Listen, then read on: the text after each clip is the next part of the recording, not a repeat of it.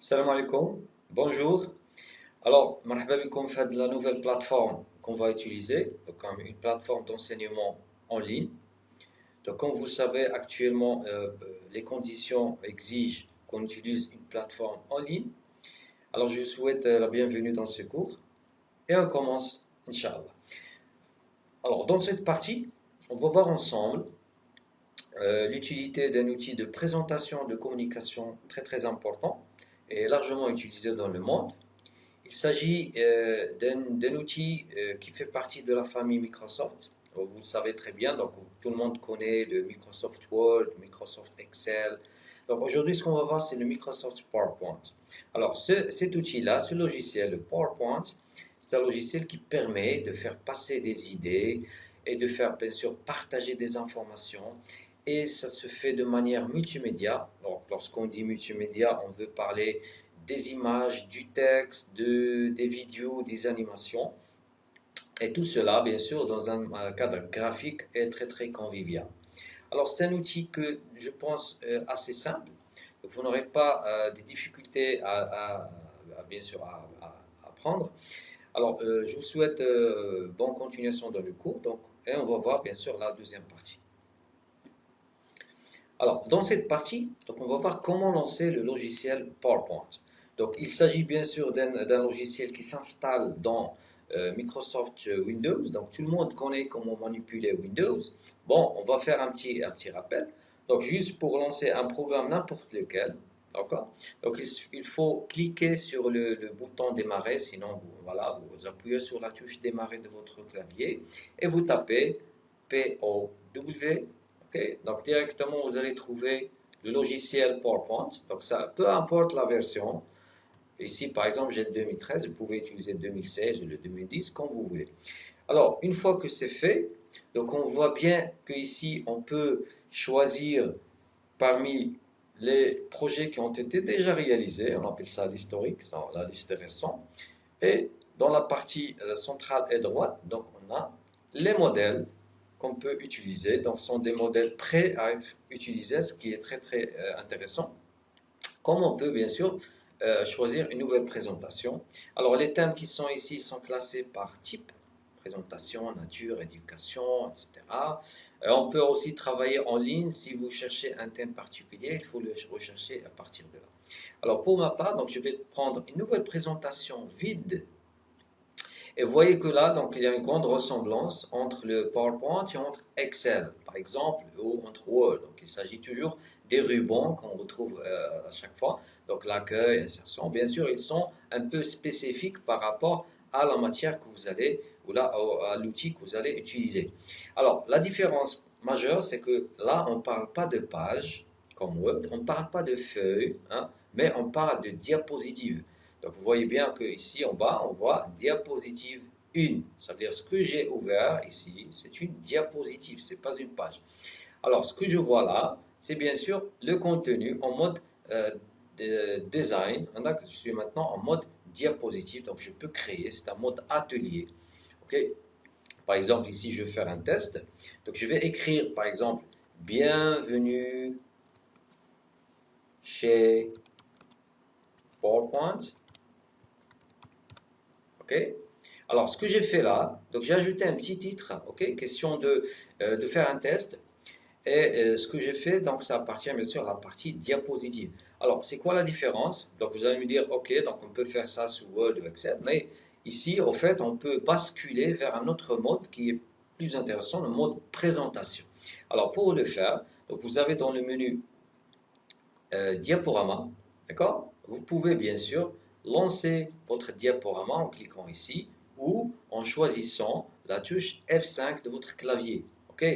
Vous pouvez aussi lancer avec un bouton qui est situé en bas à droite, hein, de votre écran, donc bouton diaporama. Donc à vous de voir, de choisir le bon emplacement qui va bien sûr vous être plus simple, plus facile. Donc pour ma part, je vais lancer ma présentation. Donc ce que je vois là, c'est bien sûr l'exécution en mode diaporama de la diapositive. Alors pour revenir, il suffit de cliquer, sinon appuyez sur la touche échappe.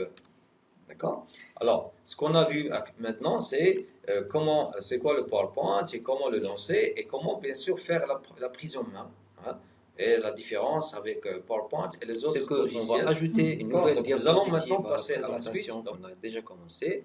Alors, pour ajouter une diapositive, il suffit de cliquer en bas de la première et d'appuyer sur la touche Entrée de votre clavier. Ok.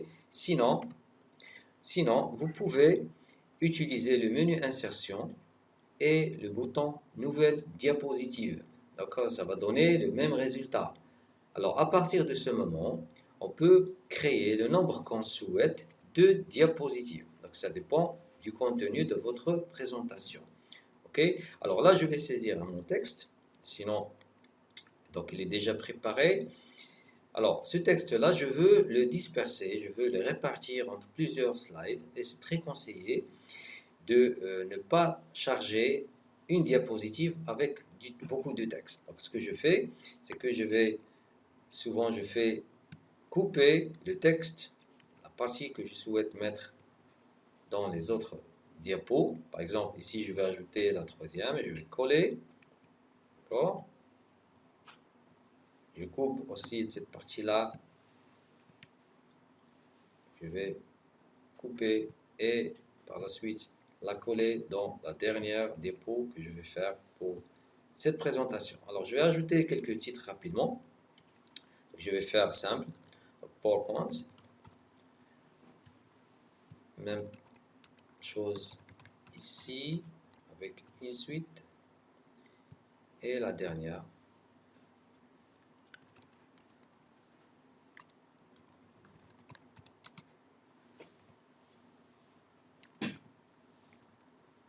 Okay. Alors, ce qu'on remarque, c'est que jusque-là, c'est un peu flat. Donc, il y a du blanc, ça manque de design, de présentation, etc. Donc, ce qu'on va faire, on va passer par le menu création. Donc, le ruban création, il permet, d'accord, d'avoir un choix entre plusieurs modèles qui sont déjà prêts et aussi des variantes pour chaque modèle. Ça veut dire, si on choisit, par exemple, ce modèle-là, donc ça va automatiquement s'appliquer. Hein. Si vous souhaitez seulement avoir l'aperçu, il suffit de faire passer la souris comme ça et vous pouvez voir déjà un aperçu de ce que ça va donner. Alors il y a des variantes de couleurs que vous pouvez bien sûr prendre. Okay. Donc une fois que c'est fait, vous pouvez faire quelques rectifications pour ajuster bien sûr le contenu à votre modèle. D'accord? Et là, je vais essayer d'insérer quelques images à partir du menu insertion. Donc, je vais faire insertion d'une image que j'ai déjà préparée, donc le logo du PowerPoint. D'accord? Je vais l'insérer par exemple ici. Et je vais faire pareil. Donc, je vais copier ça. Et je vais faire pareil pour les autres diapositives. OK? Et comme ça, j'aurai bien sûr ma présentation presque prête. Alors, ce qui manque, dans certains niveaux de présentation, on a besoin de donner des arguments. On a besoin d'enrichir la présentation avec ce qu'on appelle des commentaires. Alors, vous pouvez ajouter en bas des commentaires de votre présentation. Par exemple, au moment où nous allons discuter, nous allons nous présenter. Donc, ça, il ne faut pas l'oublier. Donc, présentez-vous. D'accord? Par la suite, je vais écrire une remarque comme quoi je dois parler un peu de l'histoire du PowerPoint, donc un peu d'histoire. Et bien sûr, par la suite, je vais parler donc les différentes étapes de l'étude qu'on va faire. Alors, dans la deuxième diapo, peut-être que je vais accentuer sur le public qui va utiliser l'outil. Et là, je dois par exemple parler un petit peu des divers menus, divers outils hein, qu'on trouve à l'intérieur. Et à la fin, bien sûr, je vais parler des différents modes d'affichage et je vais faire une démonstration. D'accord? Donc, ce commentaire-là, il va apparaître, pas pour le public, mais il va apparaître si vous utilisez deux écrans différents. Par exemple, vous avez votre ordinateur connecté à un vidéoprojecteur. Sur le vôtre, donc vous allez pouvoir voir et la présentation et les commentaires. D'accord? Donc, n'oublions pas d'enregistrer le fichier. Alors, l'enregistrement, il est très très important. Donc là, je préfère utiliser par exemple un emplacement particulier pour mes fichiers. Donc, je fais enregistré dans un dossier particulier. Peut-être là, je vais faire présentation du PowerPoint et j'enregistre. Et sans oublier de faire un test à partir du menu diaporama. Donc on peut lancer un test depuis le début et pour voir bien sûr s'il n'y a pas un autre ajustement à faire à ce niveau-là. Sachant que PowerPoint vous offre aussi la possibilité de travailler avec un marqueur. Donc là, on appelle ça les options du pointeur. Donc vous pouvez utiliser un laser, vous pouvez utiliser un stylet ou un surligneur. Pour part, j'utilise souvent le stylet pour, bien sûr, accentuer sur certains points, pour mettre, pour par exemple, parler de certaines choses, etc. Mais aussi, le laser, il est très très intéressant dans la mesure où ça permet au public de suivre ce que vous dites au moment de votre présentation. Okay? Sachant que tout ce que vous apportez, PowerPoint va vous demander si vous souhaitez l'enregistrer. Donc, je vais appuyer sur la touche Échappe. Alors, comme ça, le PowerPoint, il va commencer bien sûr, à quitter le mode diaporama et revenir en mode diapositive, tout en me demandant de confirmer si je veux conserver ce que j'ai fait sur la présentation. D'accord. Alors comme ce, donc je pense que ma présentation est terminée. Donc comme vous avez vu, donc c'est très très simple à utiliser et à mettre en place. Alors je vous souhaite une bonne pratique et à la prochaine.